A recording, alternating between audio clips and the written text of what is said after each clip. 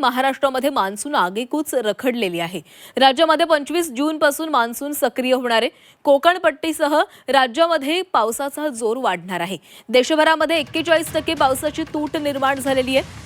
काही जिल्ह्यांना पावसाचा येलो अलर्ट देण्यात आलाय। रायगड लातूरमध्ये वादळी पावसाची शक्यता आहे। राज्यात जून अखेरीससह उष्ण दमट हवामानाचा अंदाजही आहे।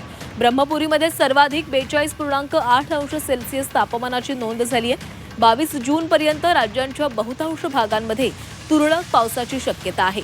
हवामान विभागाच्या अंदाजानुसार 24 आणि 25 जूनच्या सुमारास कोकण किनारपट्टी आणि महाराष्ट्रामध्ये पावसाचा जोर वाढणार आहे। तर पुढील 4 ते 5 दिवसांमध्ये तेलंगणा, ओडिशा, झारखंड, बिहार आणि छत्तीसगडच्या काही भागांमध्ये मान्सून पुढे सरकण्याची परिस्थिती अनुकूल आहे। काही दिवसांपासून रखडलेली मान्सूनची वाटचाल पुढील आठवड्यात 24 ते 25 जून पासून पुन्हा गतिमान होण्याची शक्यता वर्तवली जाते।